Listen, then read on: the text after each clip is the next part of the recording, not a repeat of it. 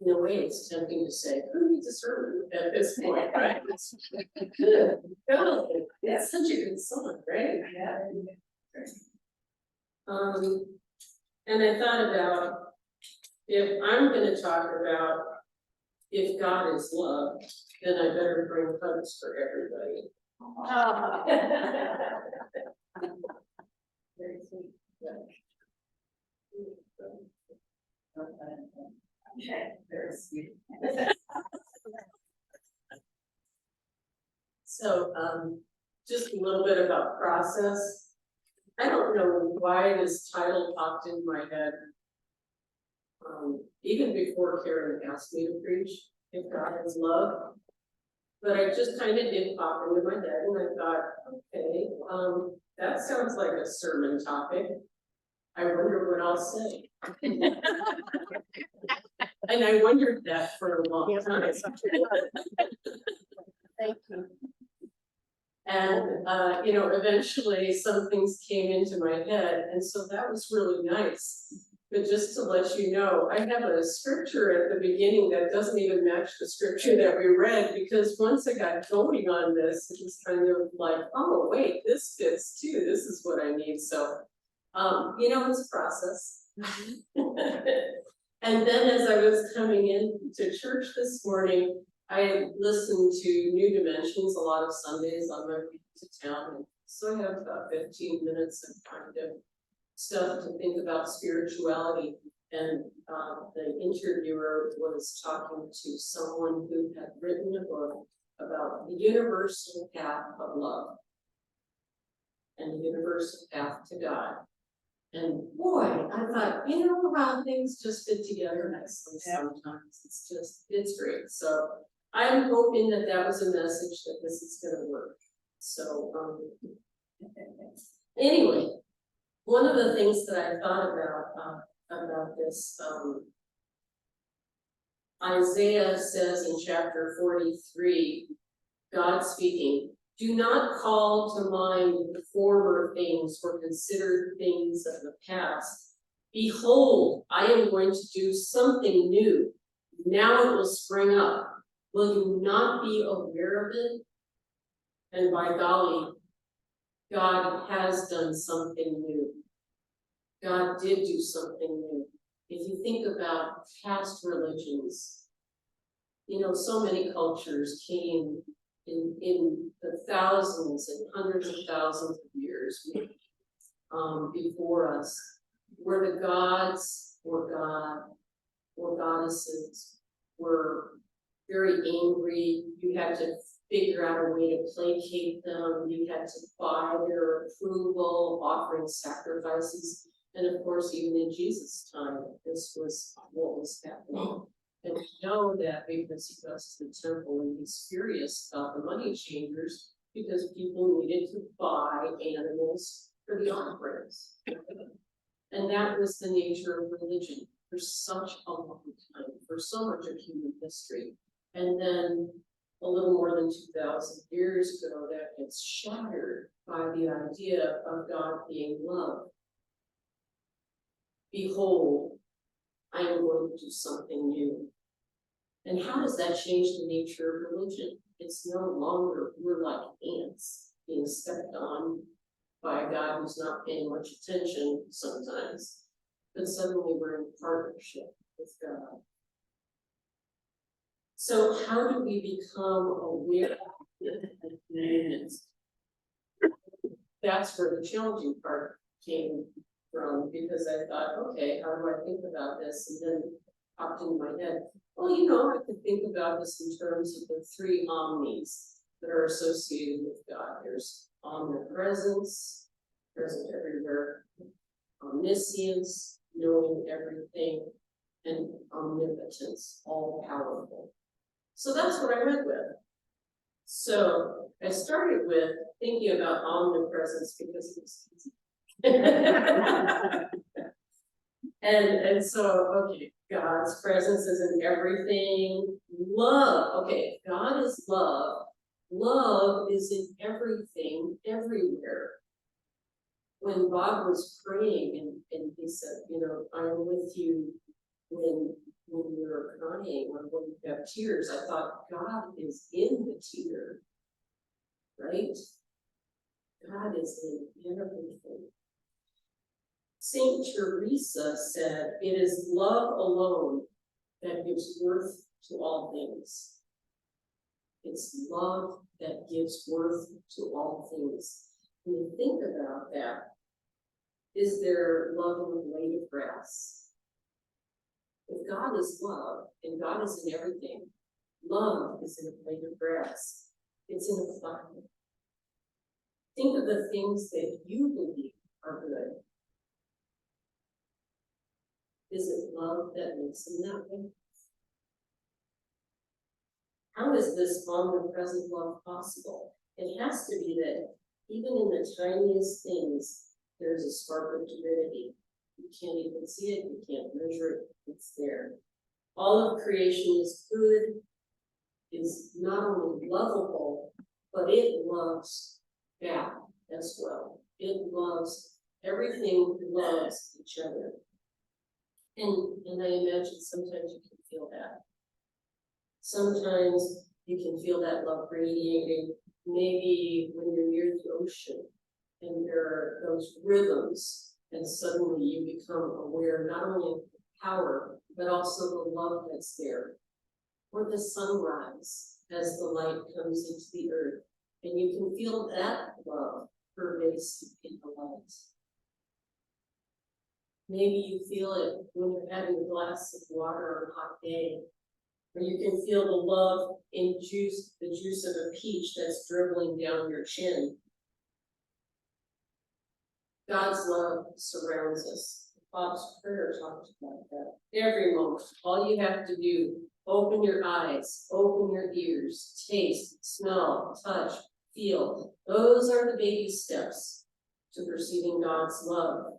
And then that will lead you to open your mind and your heart and be willing to experience love every moment.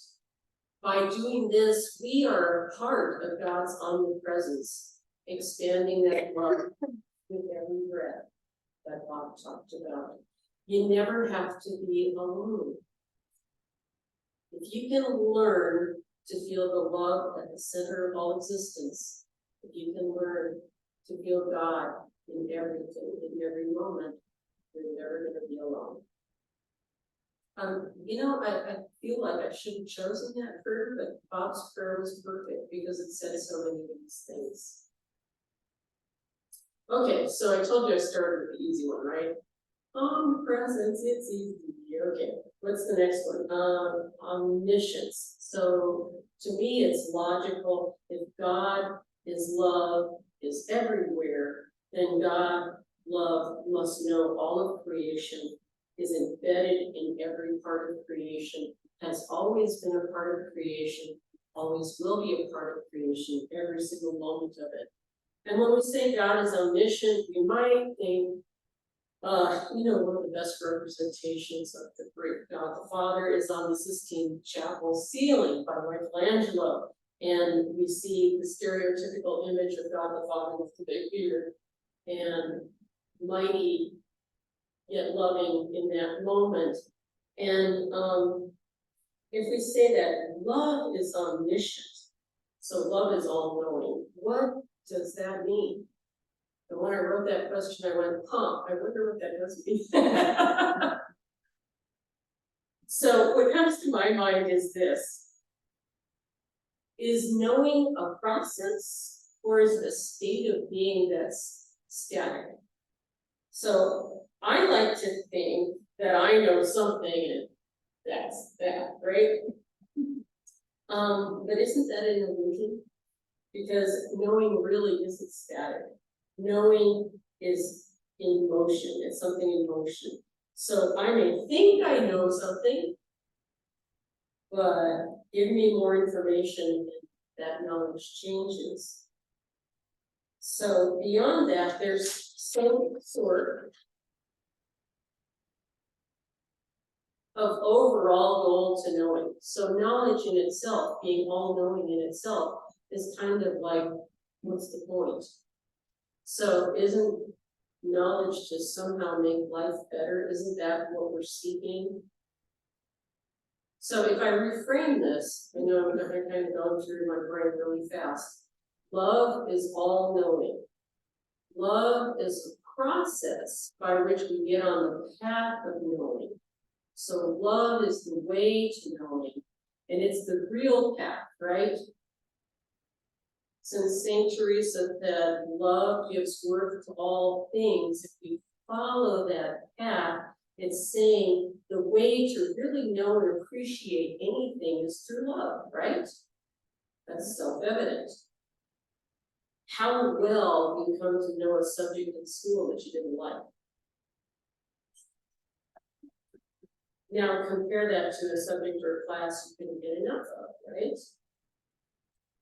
By the same token, how can we claim to know others without loving them? Even better, think of those you feel you know best. Aren't they the ones you love the most? We are human with our imperfect love. So if God is love that is omnipresent, and if that love is perfect and complete, it also knows all of creation in the deepest sense. God's love is in a rapturous dance with us, with rocks, with stars, even with grasshoppers, with the whole unfolding cosmos. And because that love is capable of knowing all to the utmost, love is omniscient.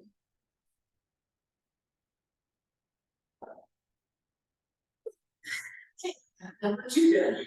That felt a little like impressive, right? So breathing.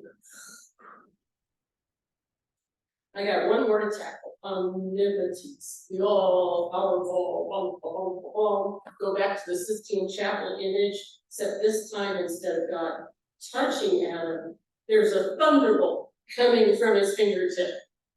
God is Zeus, as Odin, as Brahma, as the God of the Old Testament, smiting people right and left. When many of us say God is omnipotent, we are thinking of mightiness, of raw power, hurricanes, hailstorms, and plagues. But what if that's kind of a cockeyed way of coming at it? If we say instead, love is omnipotent, it's a different perspective, right? Not only is God's love powerful in transforming me, it's the only thing that is capable of healing the pains that are embedded in creation. As humans, we like to think of physical prowess and force and strength as power. But didn't we learn from teachers like Gandhi and Dr. King that the use of force only creates a never-ending cycle of more hurt? Love is the only force that has potential to stop all the hurting. It seems pretty obvious, right? Now, I'm going to shift gears in relationship to that, and this has to do with the scripture passage from 1 John. Some believe in a God who judges and punishes. Does love judge and punish? I can't help but think about those of you like me who have children.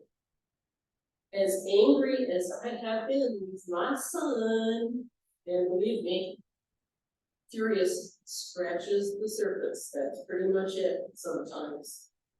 Can I imagine punishing him in some way where I use force to cause him to suffer? Heck no. He's suffering enough as it is. And this is me with my imperfect love as a human being. God's love is perfect. How can God want us to suffer more? I just don't buy it. And for this reason, I don't believe God is ever the source of suffering. And now is a good time to go back to that passage from John. There is no fear in love. Then how can our God be a punishing God? And if that's not enough. You can take a look at Job, right? In this ancient story, it's not God who causes all of Job's pain and misfortune. Those things are attributed to Satan, to another power. So, yeah, I'm cherry picking, right? The whole Old Testament is full of that wrathful, smiting God. But I like to think that the book of Job is the correction to all of that.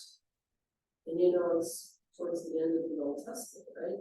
That some wise, holy men realized if the words of the prophets about God and love are correct, then something else is moving through the world.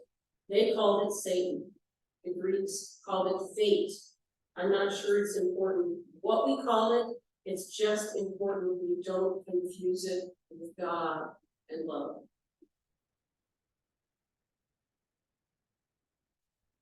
You are the face of God. God and love are here now. We should celebrate it and be grateful for the amazing gifts He's given us, including His Son, that make all things possible. Amen.